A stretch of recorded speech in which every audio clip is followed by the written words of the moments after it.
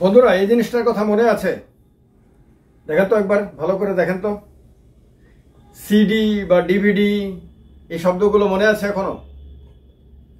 এই জিনিসটা মনে আছে? কম্পিউটারের মধ্যে ঢুকিয়ে সিনেমা দেখা, গান শোনা বা কোনো ডকুমেন্ট ট্রান্সফার করে নিয়ে গিয়ে তারপর ডকুমেন্টে কাজ করা, এই সমস্ত দিনগুলো মনে আছে? সেই সোনালী দিনগুলো, যেরকম ঝকঝকে দেখা যাচ্ছে না, ঘোরালে ঝকঝক ঝকঝক, সেই দিনগুলো এরকম সোনালি ছিল, নানান রঙের ছিল, এরকম ঝকমকে ছিল। সেই দিনগুলোর কথা মনে পড়লেই সিডি বা ডিভিডি এই জিনিসগুলোর কথা মনে পড়ে। এটা ডিভিডি, সিডিও এরকমই। সিডি ডিভিডি এগুলো, ডিভিডিতে সিনেমা টিনেমা দেখতাম আমরা, তো সিডি রাইট করে অনেক কিছু আমরা ঢুকিয়ে দিতাম। সেগুলো তো মনে আছে আপনাদের? কম্পিউটারে একটা কম্পার্টমেন্ট, ডেস্কটপে আর কি, সেটার মধ্যে এটা ঢুকিয়ে দিতাম। তারপর ল্যাপটপের মধ্যেও আগে থাকতো, এখন আছে কিনা আমি অনেকদিন ধরে ল্যাপটপ ইউজ করি না। তো আমার ল্যাপটপটা ছিনতাই করে নিয়ে যাওয়ার পরে তো আর ল্যাপটপ ইউজ হয় না। তো যাই হোক, অনেক সময় অনেক ল্যাপটপের মধ্যে তার কম্পার্টমেন্ট থাকে, অনেকগুলোর মধ্যে হয়তো থাকে না। তো এই যে দিনগুলো ছিল আমাদের জীবনে, এই সময়গুলো স্মৃতিতে আজকে উজ্জ্বল হয়ে আছে।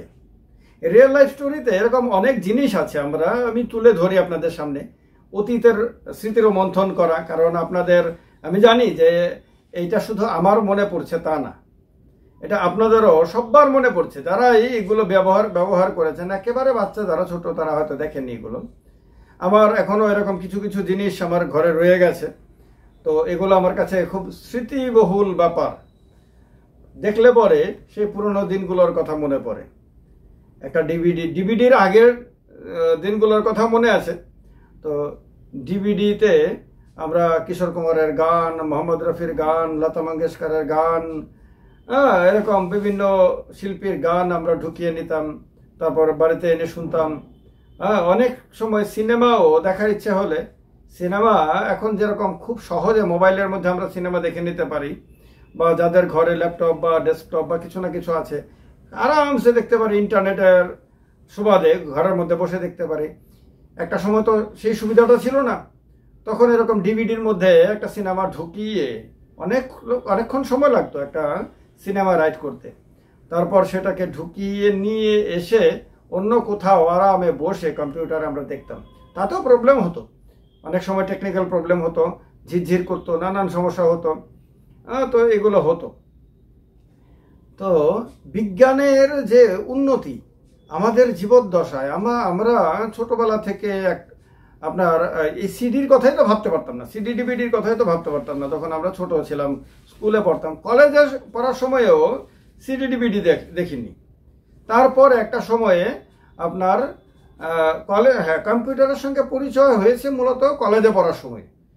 কলেজে একটা কোম্পানির সঙ্গে কোলাবোরেট করে, কলেজে একটা জায়গাতে, এমবিবি কলেজে বলছি, আপনার ডোয়েসেক বা এরকম কিছু একটা এদেরকে ছিল, মানে একটা আলাদা বিল্ডিং দিয়েছিল, সেখানে তারা ট্রেনিং করাতো, কম্পিউটার শেখাতো। সেই থেকেই আমাদের মূলত কম্পিউটারের সঙ্গে পরিচয় একটু একটু করে।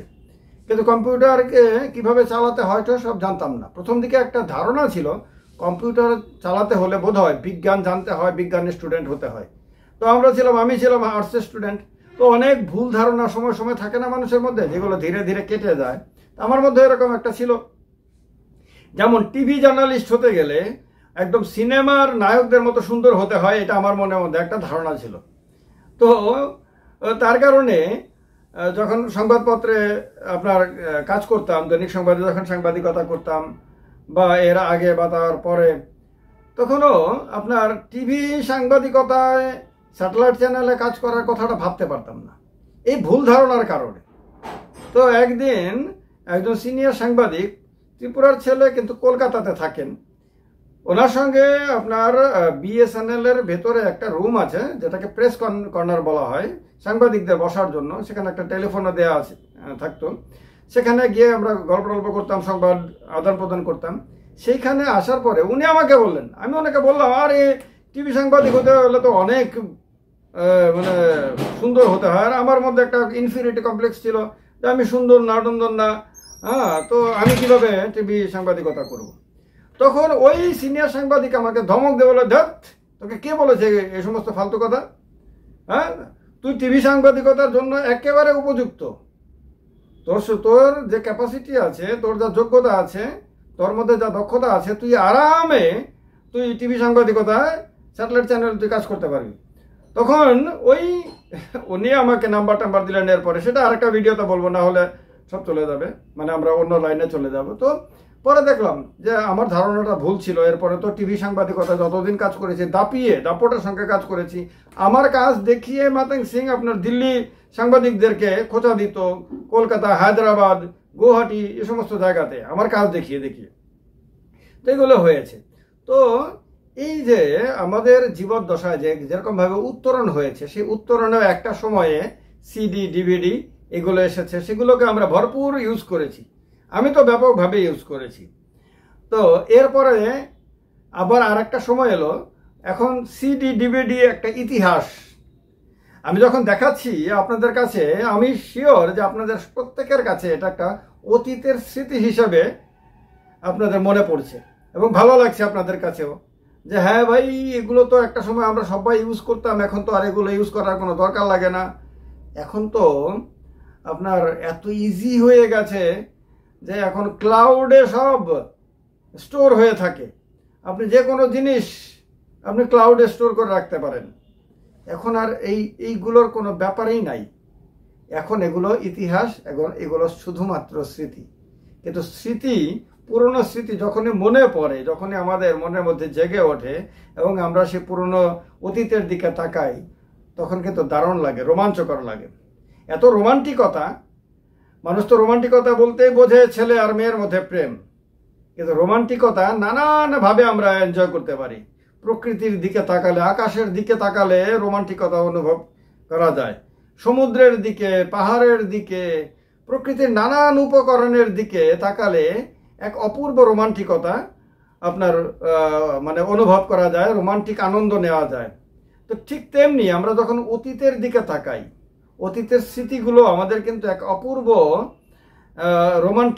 রোমান্টিকতায় কিন্তু ডুবিয়ে দেয়।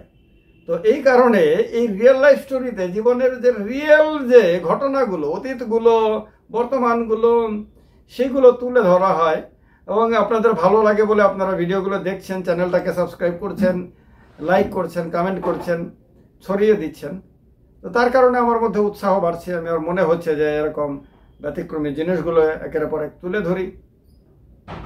তো সেই সিলসিলাতে একটা নতুন এপিসোডে আজকে এই ডিভিডি তুলে ধরলাম। ডিভিডি আর সিডি মোটামুটি একই রকমের দেখতে, শুধু সিডিতে আমার মনে হয় সিডিতে ভিডিও হতো না, ডিভিডিতে ভিডিও হতো, এইটুকু শুধু ডিফারেন্স। বাদ বাকি তো সবই একই। সিডি মানে কম্প্যাক্ট ডিস্ক। তো যাই হোক, সেই অতীতের স্মৃতির মন্থনটা কেমন লাগলো, অতীতের গল্পগুলো, অভিজ্ঞতার গল্পগুলো, জীবনের না বলা কথাগুলো বলার কারণে কেমন লাগলো, কমেন্ট বক্সে কমেন্ট করে জানাবেন। ভিডিওটা ভালো লাগবে আমি নিশ্চিত। তার কারণে ভিডিওটা অন্য অনেকের সঙ্গে শেয়ার করে দেবেন, যাতে তাদেরও মনে সেই অতীতের দারুণ উজ্জ্বল স্মৃতিগুলো আবার জেগে ওঠে। এতে সববার এই যে কঠিন দিনগুলোতে খুব আনন্দের স্রোতের জন্য তো মানুষ এদিক ওদিক দৌড়ায়, এগুলো কিন্তু আনন্দ দেবে। তার কারণে ভিডিওটাকে শেয়ার করবেন। ভালো থাকবেন সবাই, দেখা হবে আবার। নমস্কার।